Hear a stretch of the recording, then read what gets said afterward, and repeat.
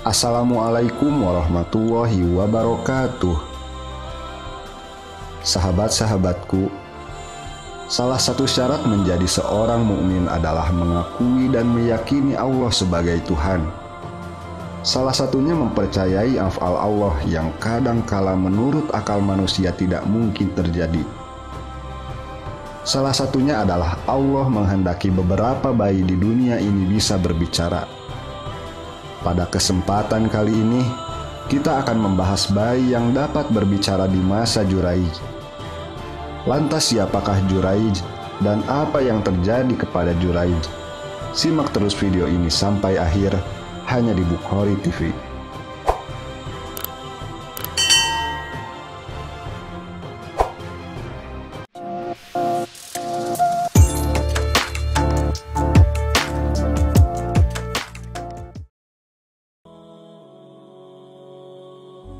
Sebelum membahas kepada bayi pada masa Juraij, ada baiknya kita perlu mengetahui terlebih dahulu seputar bayi yang dapat berbicara.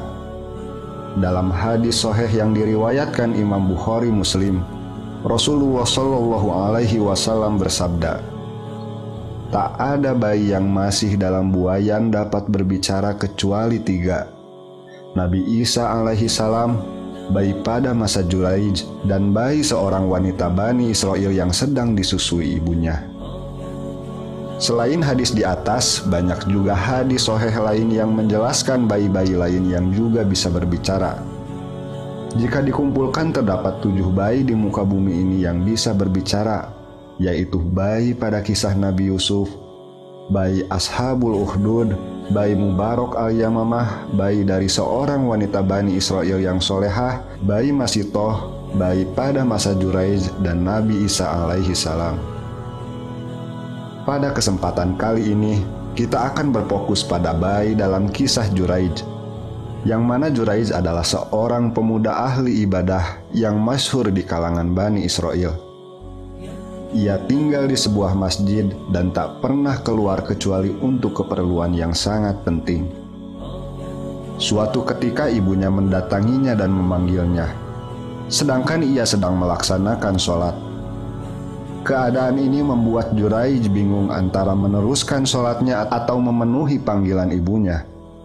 Alhasil Juraij pun memilih untuk meneruskan sholatnya. Ibunya pun pergi karena tidak mendapati anaknya memenuhi panggilannya. Kejadian serupa berulang sampai 3 kali.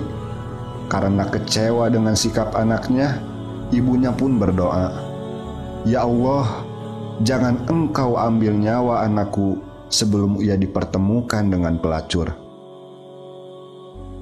Bani Israel pun tak henti-hentinya membicarakan Juraij karena sikapnya yang ahli ibadah, dan mereka bertukar pendapat agar bisa menjatuhkan Juraij. Tak lama kemudian datanglah seorang wanita. Mendengar apa yang mereka bicarakan, ia pun menawarkan diri untuk menggodanya. Wanita tersebut berkata, "Jika kalian ingin, aku bisa mengujinya." Maka suatu hari wanita tersebut mendatangi Juraij dan mengajaknya untuk berzina. Namun yang terjadi adalah Juraij tak sedikit pun tergoda olehnya. Ia tak pernah menoleh sedikit pun kepadanya.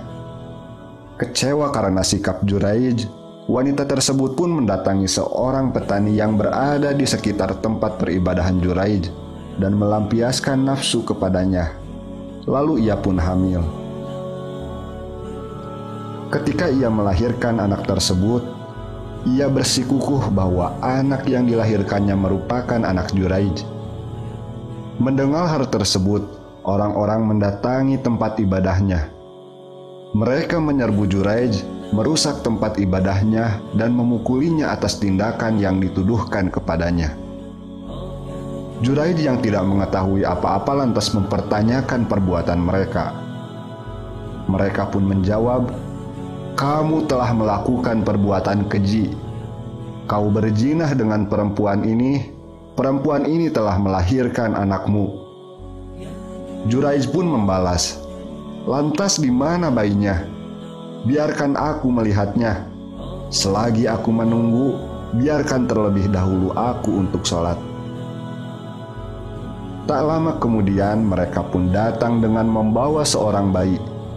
Juraij pun berkata, "Wahai anak kecil, siapakah ayahmu?" Tanpa disangka bayi itu pun menjawab, "Ayahku adalah seorang petani." Mendengar jawaban dari bayi itu, mereka pun merasa malu atas apa yang dituduhkan mereka kepada Juraij dan menawarkan diri untuk membangun kembali rumah ibadahnya. Mereka berkata, "Biarkan kami membangun kembali dan memperbaiki tempat ibadahmu, Juraij. Kali ini kami akan menggantinya dengan emas sebagai bangunan utamanya." Juraij pun menjawab, "Bangunlah sebagaimana semula aku membangunnya dari tanah." Sahabat-sahabatku, Muhammad Amin Al-Jundi menuturkan bahwa kisah ini memiliki hikmah bahwa seorang ibu adalah sesuatu yang agung.